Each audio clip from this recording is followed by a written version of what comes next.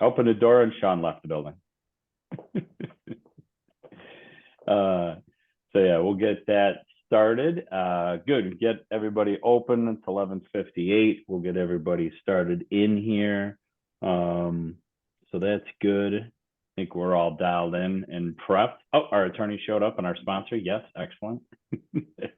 Open the doors, so that's good. Let that go a couple of minutes, and let me put a little thing in the chat. Tony, if you want to tell everybody in the chat where to go. There you go. I knew she was typing that up. She's so good. Never a doubt, Tony, never a doubt. All right, good. For you guys that are here or coming in, we'll get started after 12 o'clock, but certainly you're going to have an opportunity to put any of your PMI questions in the chat. At least it's on that side of my screen. So in the chat. So you'll have any opportunity you guys have. We do have a couple questions that came in ahead of time. We do have some good announcements. Tony's going to be putting contact information for everybody except Randy, because I don't think Randy wants to. Randy kind of works with us, not necessarily directly with realtors, but Sean's information is really important to have. So that's really good. So right. Good. Yeah, very important to have. See, Sean's a Blackhawks fan. He's got his Blackhawks pictures up there. Very nice. Very nice. Sean being in the city could probably walk to the stadium. I would take it. There you go. There you go. That's good. Well, oh, thank you, Tony. Okay, good. We got our questions, which is good. Artisha has a questions for us. Plus, we're going to be giving away some prizes today, so I'm looking forward to that too. Good. So interaction is important to us. So as you guys have an opportunity to fire some questions into the chat, we would love that. So we know we're providing value for you guys and it's interactive. For those of you that are new to this format, we do this on a monthly basis, typically around lunchtime, some day once a month. And we've had the PMI class last year. We're having it again, of course, this year. We've got some other classes coming up, which you guys will hear about at the end of this presentation. And we've had some great classes already year to date. We've had a real estate tax appeal attorney that's been on telling us about some things. I got to go back and look at my calendar over here and see who else we've had. We've had our construction people on for our one times close class, also our renovation class that we had earlier this year. We had our underwriting class already. So we've got a couple good ones lined up for you for the rest of the year. We're pretty excited. We will also take suggestions from you guys if you want to hear something. We are currently working on a down payment assistance class to share with you all the different down payment assistance that are available. One of the good things about our system here across country is they actually inserted something into our loan operating system that automatically tells us every down payment assistance grant that client might be eligible for. We want to make sure you guys know about it. With that, I see it's 12:01, 12:02. We're going to get things kicked off. We want to thank our sponsor, Sean Byrne of Byrne Law. Sean has had his firm for over 20 years and is a real estate attorney. And I'm going to turn the floor over to you, Sean, so you can tell them a little bit about what you do. And again, if you're enjoying some of our sandwiches out there, those came from Sean. So Sean, the floor is yours. All right, I'm going to share a screen because I don't think all of you want to look at me because I have COVID right now. But this is important, is that although I have COVID, I am working, stop that. I am working for my clients today. So I'm working a full day. So I'm a gamer. But that being said, I'm going to share a screen. We're going to go through a brief presentation. And then afterwards, I'd like the opportunity to reach out to every single one of you and talk about buying you a cup of coffee or some lunch and what our firm might be able to do for you. And yes, Marcia, you're very welcome for lunch. Same with you, Alana. Let me share my screen. I'll lose my chat, so I won't be able to see the other thank yous. But let me see here. Wait. There we go.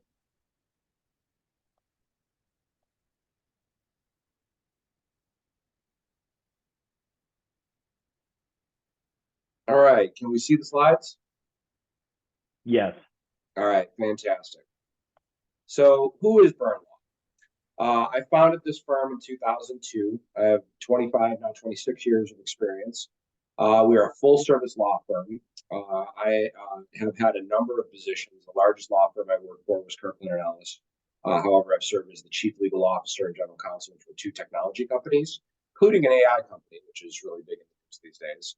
I graduated with honors from the John Marshall Law School. I have a deep background in real estate litigation and legal technology. We also do wills and trusts and handle things like employment consulting. So we really truly are a full service law firm. One of the things that makes us really, really unique is that in addition to my law degree, I hold a 6 Sigma Green Belt, which is a process management methodology made famous by Toyota and GE. The idea of the methodology is to eliminate waste and improve efficiencies to improve processes and make them faster and more error-free. I also have a project management certification, and how that translates into a law firm is a lot of law firms, especially solo and small real estate firms, deal with things on an ad hoc basis. And what that means is you guys have probably been pulling your hair out because there are a lot of attorneys that seem like they're trying to reinvent the wheel each time. We do not do that. We have vetted partnerships with several of Chicago's leading firms. So if there's something that is over our skis or past our expertise, we know who to get involved in when. Our team is really unique. I had a single mom growing up, and so I only hire single moms and stay-at-home parents, both male and female, who have real experience in real estate. So right now, my chief paralegal used to be with Chicago Title. Before that, she was with Latham and Watkins, which is a large law firm downtown. We also employ virtual assistants who read and respond to emails in real time, and a state-of-the-art robot paralegal, which I'll show you right now. So what differentiates us? We have probably the most automated system in the industry. A lot of the portals that you'll see through Cross Country and other lenders, we have emulated. I'm not aware of any real estate firm that has done that. It starts with our intake process. We ask as many questions as we can up front so that we have everything we need and we're not chasing a certain piece of information at the end of the deal that holds everything up. We have rigorous process management. We have a dashboard that we can check on. We check on it every single day. I know exactly what my staff is working on. If I see anything that's running late or wasn't done correctly, I can jump in real time. So this isn't a process where we're handing you off to a paralegal and you're barely talking to the attorney. I work very closely with my paralegals, and we make sure together that the files are moving smoothly through the system. In our process, we try to bring things through in an orderly fashion. We have sorry, I'm going to skip that slide. We have a ton of automation in our system.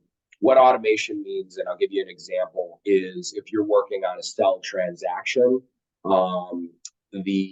you'll get an email the moment we mark that attorney review is closed. You'll get an email requesting a commission statement. An email will go out to the lender asking them about appraisal. An email will go out to both of the brokers and the buyer if there is a second earnest money deposit owed with the amount of the earnest money deposit. And we connect everybody to make things as efficient as possible.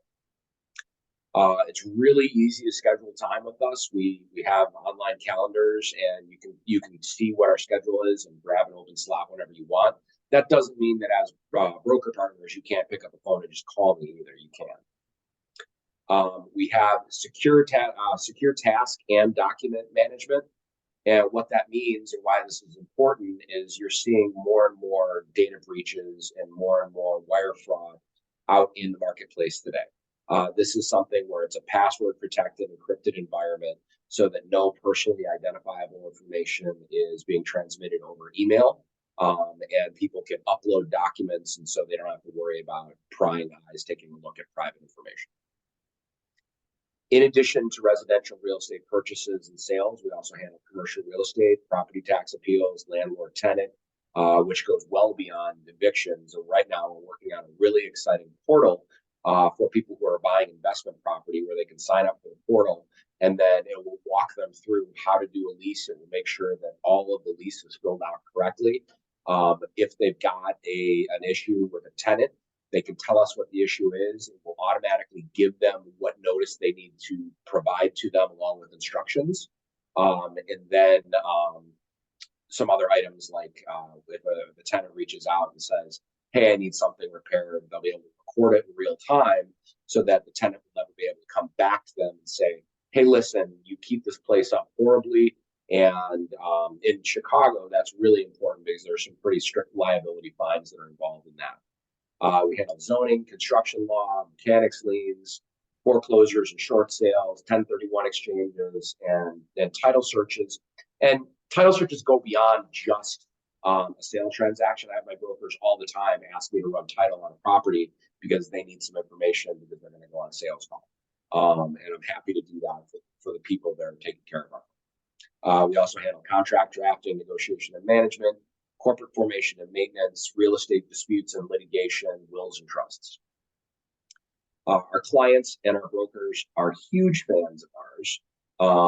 If you ever consider working with us and you'd like references, we have plenty to share, and we're really, really confident that they're going to say shining things about us. And that's it. That's my contact information. I know you're here to eat sandwiches and learn about private mortgage insurance, and I'm simply the sponsor, so I'm going to step back, stop sharing my screen, and turn you over to our guest of honor. Sean, that's great presentation, by the way, and I've already got a commercial referral for you. So some of the stuff you do on leasing, I was unaware of. So I think that's, you've definitely got some value added things, especially for property managers. It looks like you'd be able to support them pretty well with some of those things. So good stuff. Good stuff. Anybody have questions for Sean, certainly put them in the chat. And we will move into Randy Foss from Magic. So Randy's been with Magic since 2020. Is that what I've got? 2020. Been in the industry since 2013 or before that?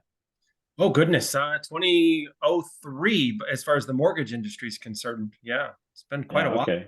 Yeah. So 2003 in the mortgage industry, and so Randy's going to be walking you guys through all of your PMI questions. Now, he's got a PowerPoint, which I'll let him take over the screen. And the PowerPoint, you guys have questions, fire them in. I've got a question, but I'm going to ask it a little bit later from Artisha.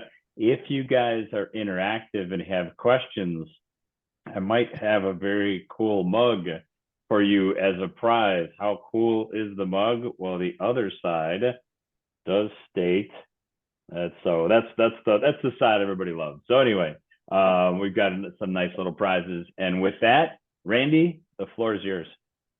Awesome. Well, thank you very much for giving me the opportunity here. As Rich said, I'm Randy Foss with MGIC, the private mortgage insurance company.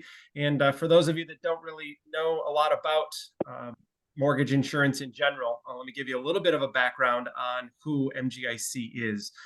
We were started in 1957 by our founder, real estate attorney out of the Milwaukee area, Max Carl, who was actually getting frustrated back then that every loan that he was seeing was 100% backed by the government.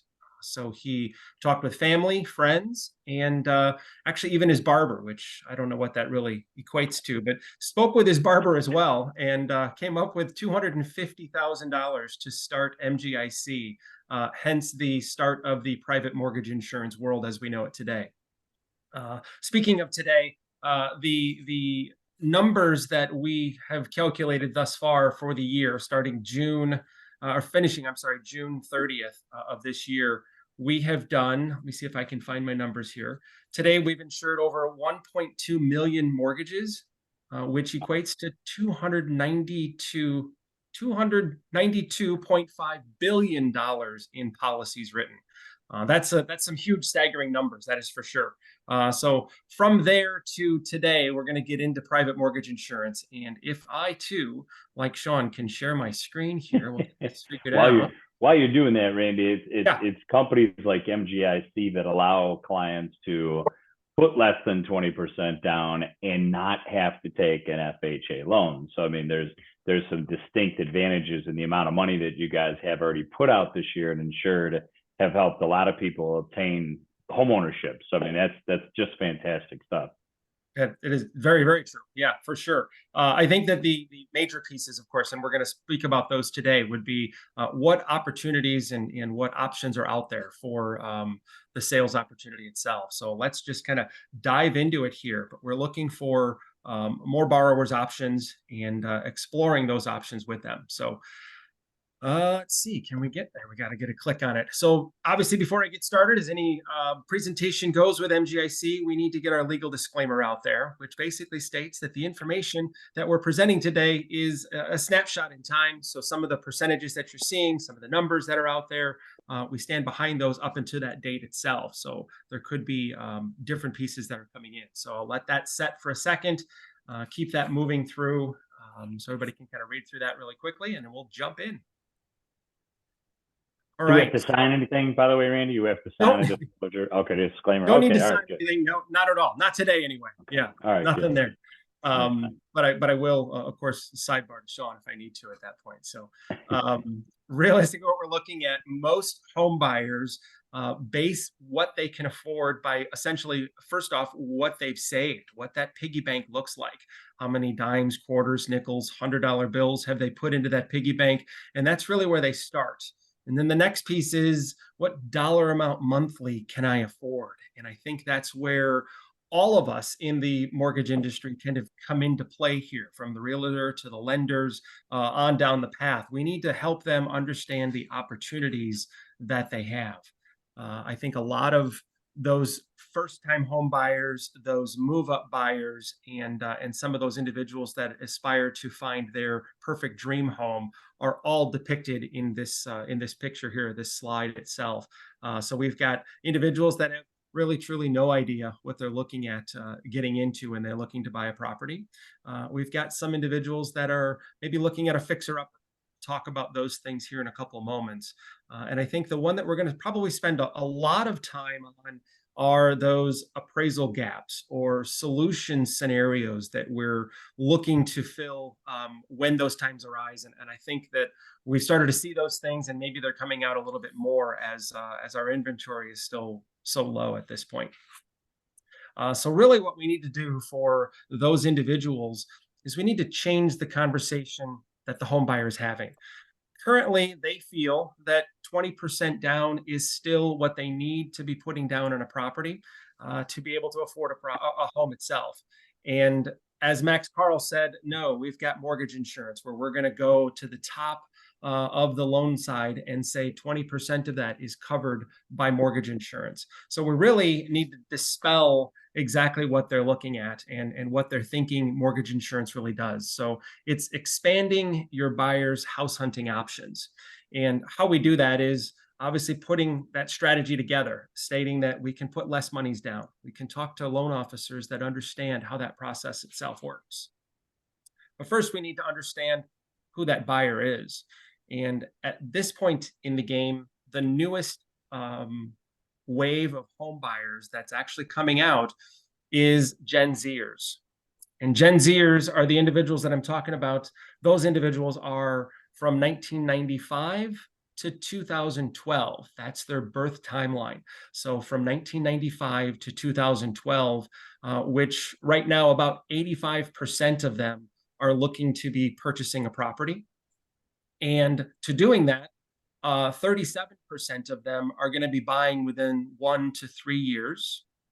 And 34% is going to be buying in the next 4 to 6 years. I think they're really trying to build up that savings account. So if we can, again, dispel that thought that they need to be building up that savings account so much, we too can get them to move into that 1 to 3 years. And I know that Rich and the team can actually put something together for them to give them something that's a little bit less. Those individuals, if you're starting to think of, do I know any Gen Zers right now? They're the individual that the largest is ages 25 to 29, they're considered about 48% of those Gen Zers. And the next highest number is a 30 to 34-year-old, which is about 24%. So nearly half are a little bit older, but still, again, a large number being under 30 years old. I think my big shocker there is 18 to 24-year-olds are in that market right now, and that's about 13% of the individuals that are out there looking to buy a property. So let's take a quick peek at what a first-time home buyer is going to be looking at that's got maybe a nest egg. So we're going to take a walk through Isaiah's transaction a little bit and kind of help him understand what his savings account dollar amount has got and what he's been able to do with it. So far, Isaiah has been able to save $15,000 for his down payment amount. And again, he feels, and so do his parents, as well as possibly his grandparents, and maybe the neighbor down the street and across the street. They all feel that 20% is what you need to put down. Well, at $15,000, Isaiah comes into a mix of saying, that's a $75,000 house that I can afford to put 20% into it, which is the $15,000. If we looked at that same $15,000 and said, Isaiah, you could put that $15,000 and it would be 10% of a $150,000 home, it doubles the dollar amount that he's looking at as far as maybe square footage. Maybe it's a better neighborhood that he's moving into. Then, of course, if we really expanded him out, we could say it's 5% down. That same $15,000 would get him a $300,000 house, or nearly 4 times the amount that he was initially looking at. With that, he's obviously got to be able to afford those payment structures, and that's obviously where the Kimball team's going to be coming in and getting some price quotes for him and letting him know what those payment structures look like. So again, realistically, it's less money's down equals more sales for you, and then it also expands what your buyers can go as far as neighborhoods are concerned, maybe they're different price points. So that's option number 1, is that essential first-time home buyer. As we walk through the next step, it's offering solutions, which again, I know we're going to spend a little bit more time on this one, but offering solutions to situations that are coming up as far as appraisal gaps and appraisal issues. So the next group of people that we're going to be looking at is Jasmine and John, and they've been searching for a property, as many of you have probably could tell me stories, searching for a property that they've put in multiple offers on properties, and they've just not won any of them. And I think it's because they're going in at list price. And we know right in this market that we're going to have to go over and above that dollar amount itself. So we're going to meet Jasmine and John. There they are, look like a happy couple, but they've got some stresses of this appraisal issue that they're working through. So they've put an offer on a property that is $380,000 list price, and they've made an offer of $400,000, and their expectation is to put 20% down, which is $80,000, leaving them a loan balance of $320,000. And that would put their monthly payment in the scenario that we're given right now is $2,023. That's not going to work because the appraiser came in and said, no, value is only $380,000. So, okay, there's an option there. We can still consider to put down the 20% plus cover the difference, which would be $16,000. And it'll, of course, lower their payment about $100 to $1,921. The third option, and I know Rich has got I think a fourth option that he's going to walk us through a little bit here as well. But the low appraisal itself coming in at $380,000, we can still put down our $80,000, but this time we're going to add mortgage insurance because we're going to be sitting at a loan to value of 85%. And remember, of course, mortgage insurance is not needed if we're at 80% or less. So at 85%, they're going to be paying a dollar amount of $35 a month, increasing their monthly payment out about $25.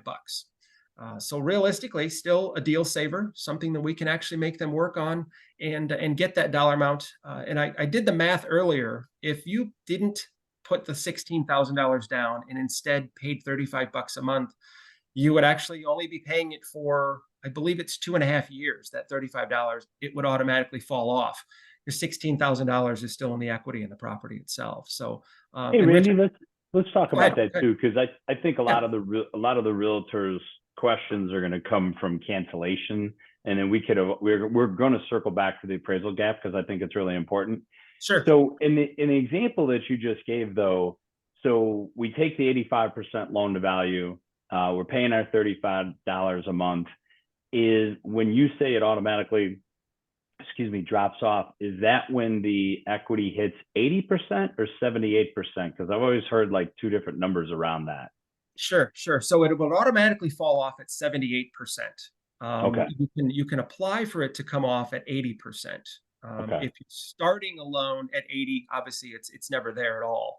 Right. Yeah, we can come back to that as well as far as that cancellation piece. When does it become available? I've actually got I believe it's still up there. If not, it's on my desktop. I can grab at the end and we can kind of walk through that one handout flyer that we have that will help with that a little bit. Yeah, more. no, we've seen that. That's a great flyer too. Okay. So the Good. thing about that Randy is basically stating is that that's 78% of the original purchase price.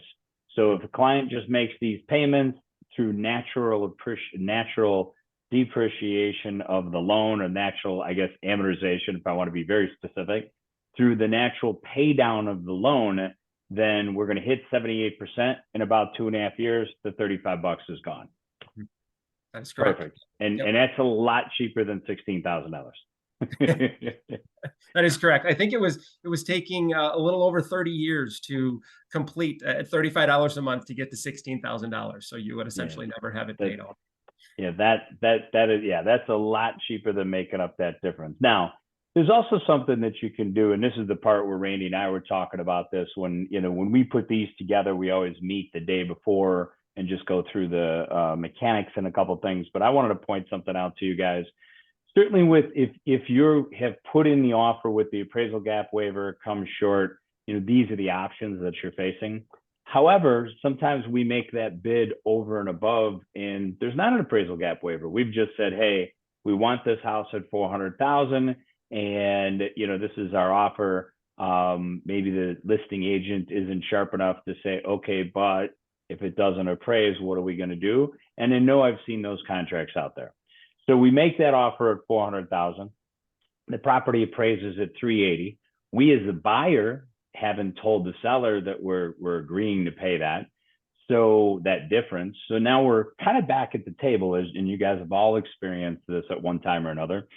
But by going back to the table, one of the things that could be done is, hey, you know what? The seller's digging in their heels. They want their $400,000. They're not going to give.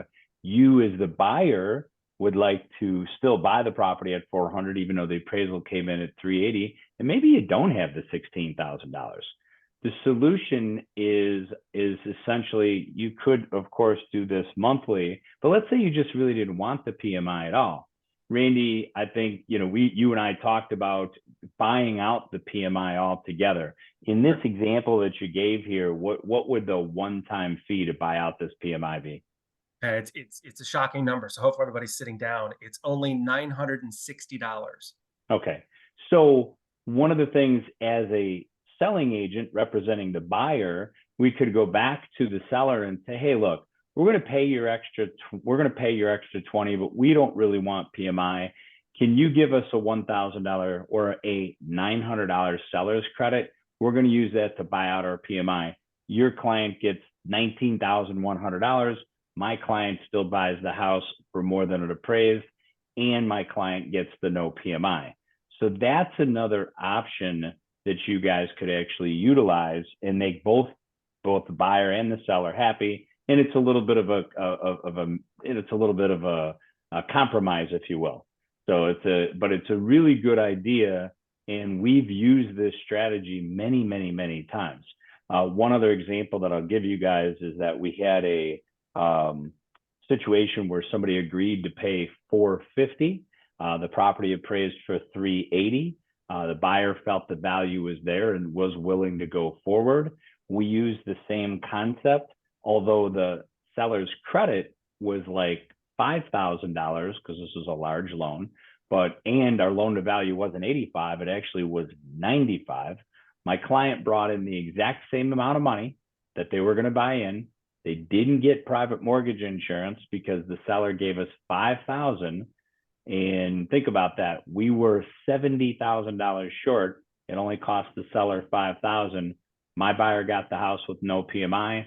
The seller got the money at $450 that they thought the house was worth. And apparently both parties agreed that that's what the house was worth, even though there wasn't any comps for it. There wasn't any comps for it because it was new construction in an area that had no other new construction. This was the first house in the subdivision.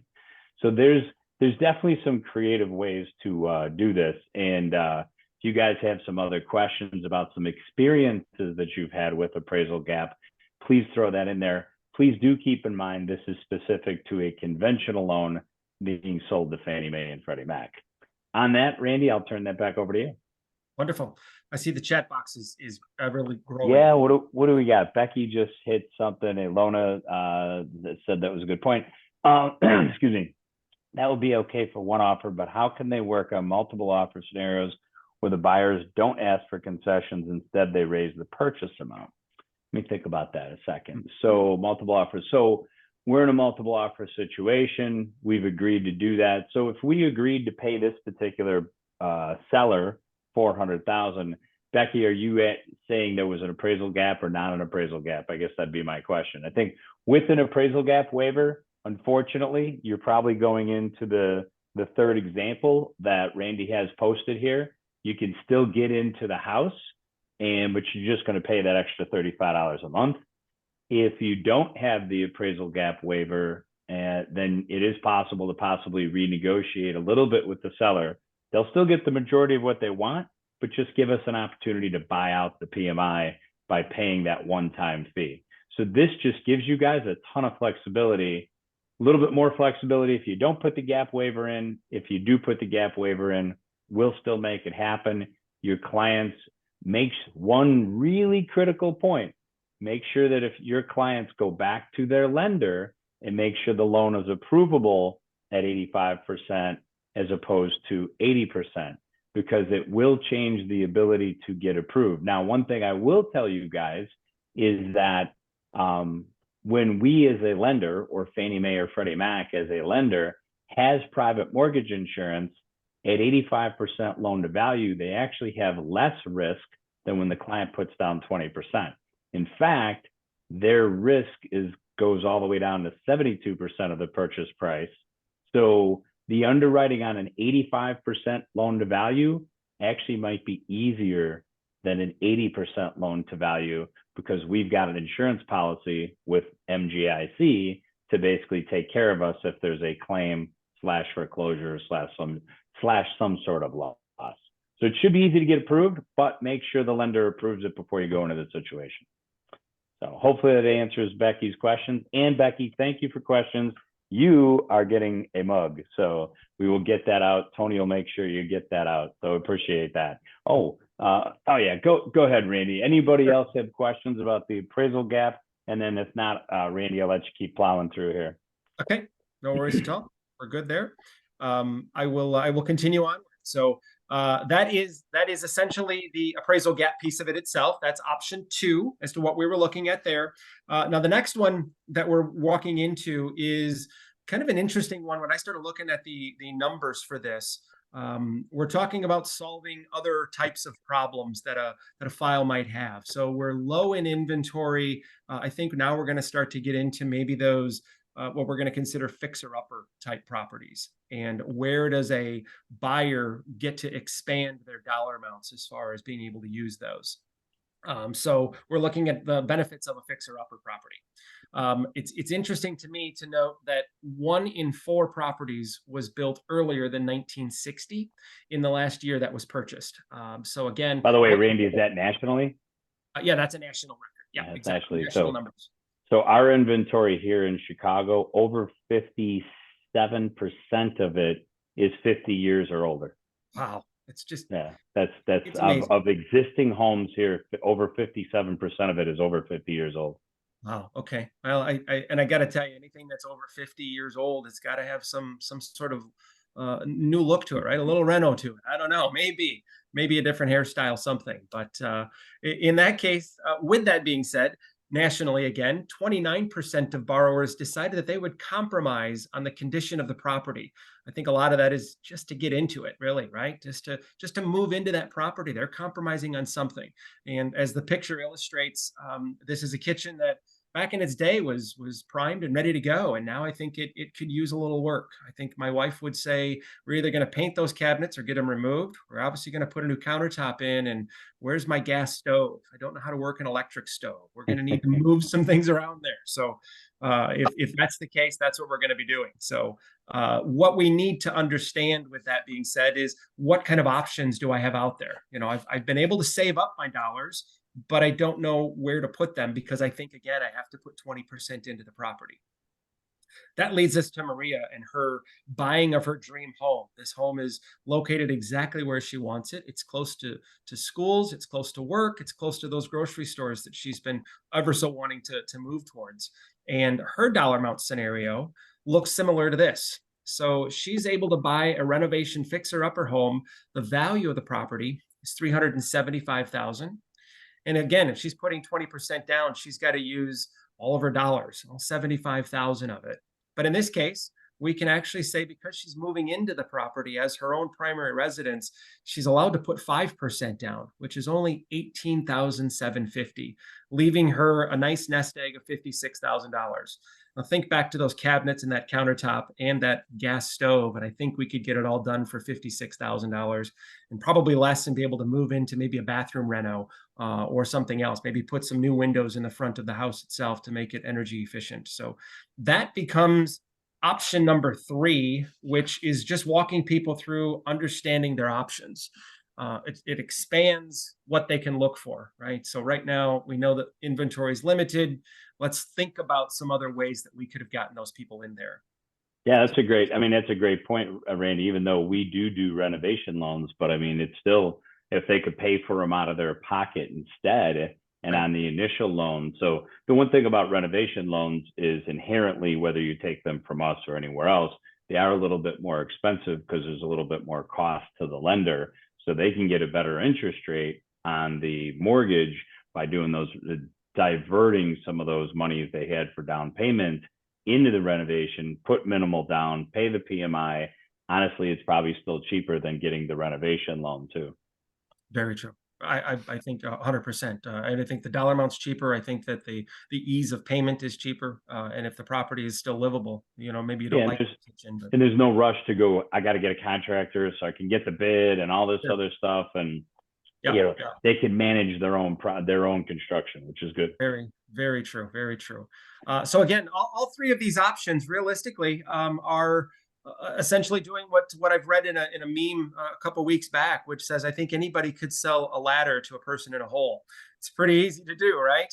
They have their issue. They need to get out of the hole. You provide them a ladder. It's providing them the solution that they're looking for. And hopefully you've been able to find a few of those solutionary type situations that we're looking at. And let's kind of quickly recap what we've got here. So we can obviously afford more home by using MI. We can overcome possibly a low appraisal, or again, getting into that appraisal gap.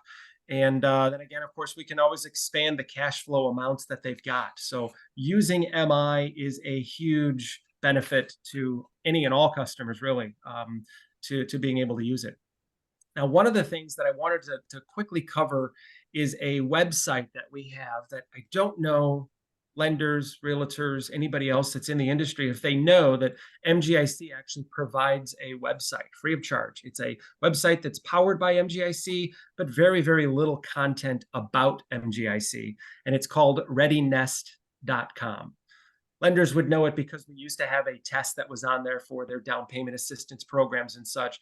That test has been kind of back and forth and shuffled around, but I really want to focus everybody's attention quickly just on the website itself. So if I can take a couple more minutes here and kind of walk a couple quick steps of the actual page itself. So can everybody see now the Ready Nest website itself that I've got pulled up? Yep. Wonderful. So again, powered by MGIC, but very little content around MGIC. And our development of this website was based on the fact that when most customers go into the Googler, if you will, they ask, how do I buy a house? And the top three things that come up are all going to be more of a national aspect. It's going to be a national real estate company, potentially a national lender, maybe not in the same town, maybe not even in the same state, where we want somebody that's more local. So going to Ready Nest gives them that same basic information without taking them down the rabbit hole of those major companies.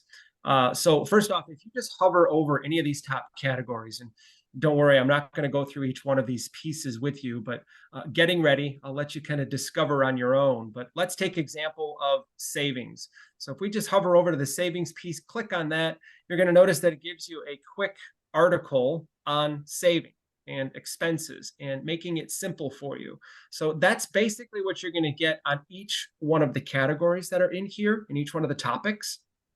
Then let's move over quickly to the process. This one's always fun because we've got what to expect with a real estate agent. I'm sure a lot of you are going to want me to click on that one, but I'm going to hold off for a moment, and I don't want to upset anybody from their lunch for sure. But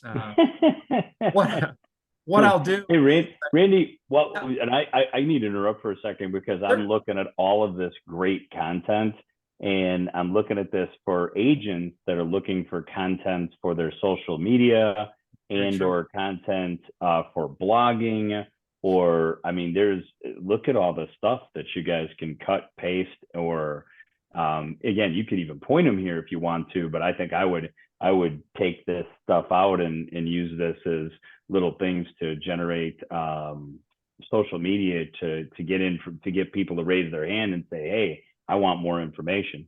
That's very true. Very, very true. So we could look through, again, as you mentioned, any and all of those. The next piece would be at home. What happens when we're at home? Now, obviously, the pizza's been eaten, the beer's been drank, the U-Haul truck is taken back, and all the boxes are folded up on the corner to be recycled. There's nothing left. Now we actually have to become adults and own the property itself. A couple pieces in here that we're looking at, and one of them, and this is probably my favorite one, is this home maintenance checklist. I think all of us that are homeowners could really, really utilize this document itself. Again, totally free off the website. And as you look through here, you can see it's 2 full pages of different things that you should be doing as a homeowner to your property. It's fascinating to me. And as I mentioned earlier, I've been in the industry for over 20 years. When I was a loan officer, I used to give this document out to my clients. And first-time home buyer was reading through it at our closing, and she had said, I'm thankful that you gave me this. I did not realize that my furnace actually even had a filter. Yeah, you need to change it monthly, and it's out there. But so still awareness of different things that you need to work off of. Yeah, that's great. Great stuff. Click back here. That's the at-home section. The resource section itself really does have those same types of checklists and worksheets, and then some calculators in there.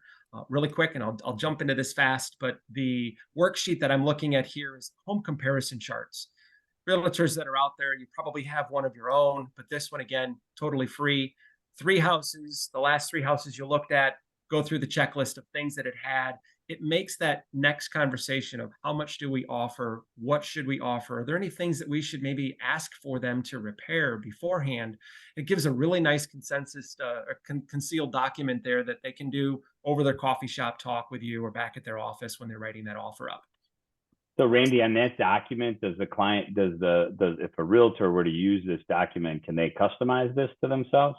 This one, we do have an actual website that I can share with you later so that you can kind of maybe share it with them individually. But we do leave this space open on another one of our sites that does actually allow them to put a picture in, maybe a logo, and then their contact information for sure. Yeah, that's great stuff. I mean, it's a really nice sheet too. So I mean, that'd be great. Yeah. I think great tool for agents to be able to hand out. Yeah, definitely for sure. So that takes care of that piece of it itself. And now I've got to move the pictures over. I think you were talking earlier about social media sides of it itself. If we clicked on stories, let's get back up to the top. Clicked on stories, you're actually going to be able to see that we've got infographics, stories, and we've got videos. So if we clicked on the infographics, just as a quick example, getting ready to buy a home, the roadmap is all ready for you. So if you clicked on the download the PDF, this would be the document that you would get. Again, something simple, something easy for you to share on your socials, and totally free of charge for you. Tony, you saw all that, right, Tony? Tony, So, get that one? Yeah. Okay. yeah. Good. Good. So Uh, hey, she creates a lot of social media for us as well. So I'm sure this again, this website is for anyone and everyone, so it's great. The final piece that I would talk about on this is this little blue button right over here. And again, I don't speak Spanish, so I've been told that says that this is in Espanol or in Spanish. If we it clicked is. on that, the whole website changes to Spanish. Every Nice. piece of it goes to Spanish at the click of a button. Now I have to keep my eye on where that in English word is at right there because I can't read anything that's on that page, but that's just me.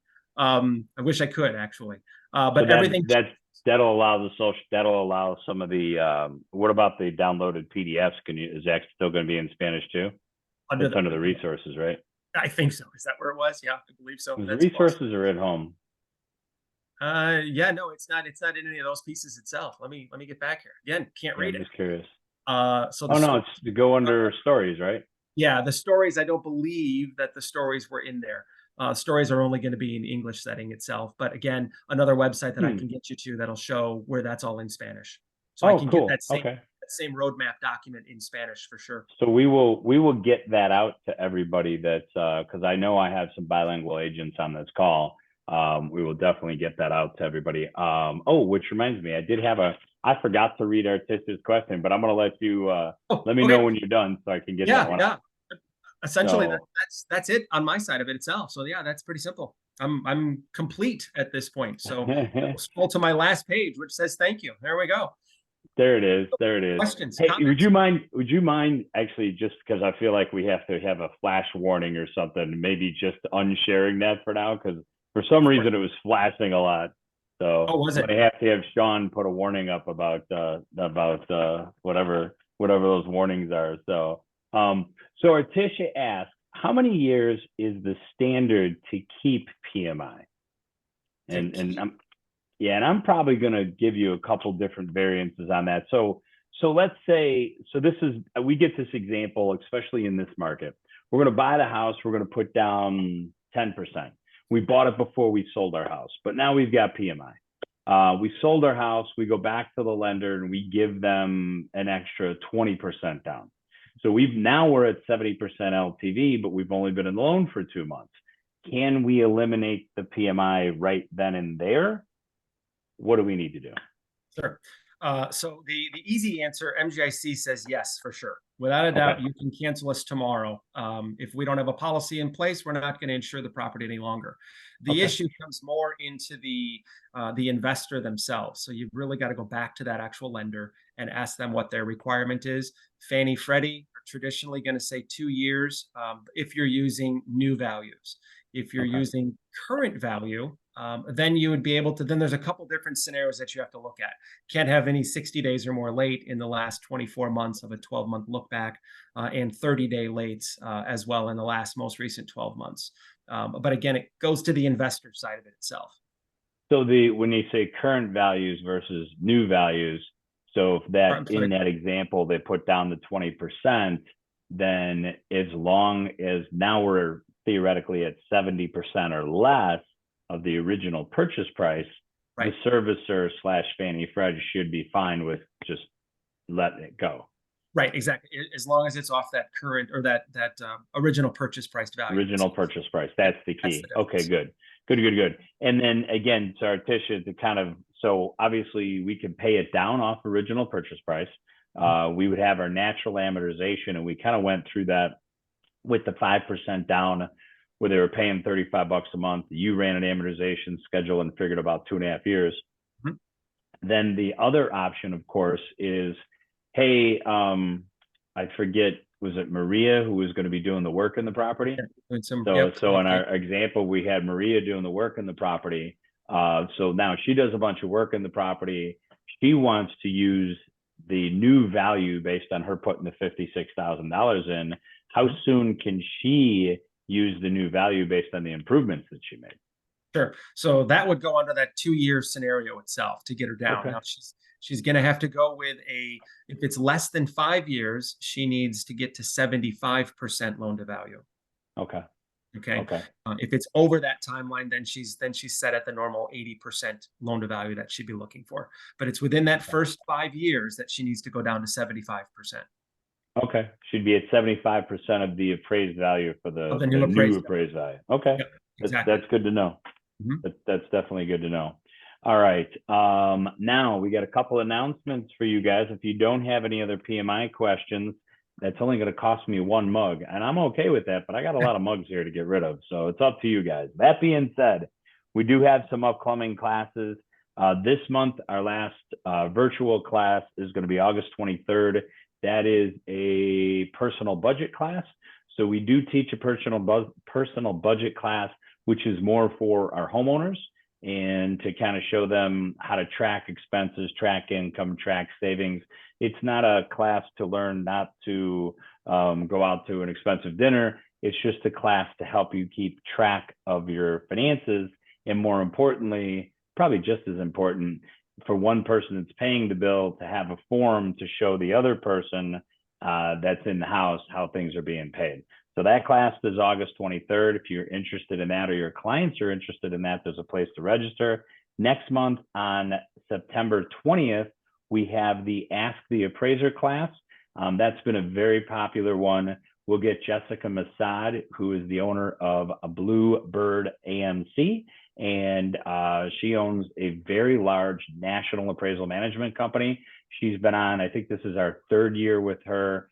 Any questions you guys have on appraising, appraisals, combating appraisals, how they set value, all that stuff, we always get a ton of people to that class. Jessica does a great job, and so that's an amazing class. Now, one other thing that came out today, if you guys heard, we had the Cook County, because of the storm that came through here in July 2nd, has been declared a disaster area because of flooding and different things. Now, what does that mean to you guys?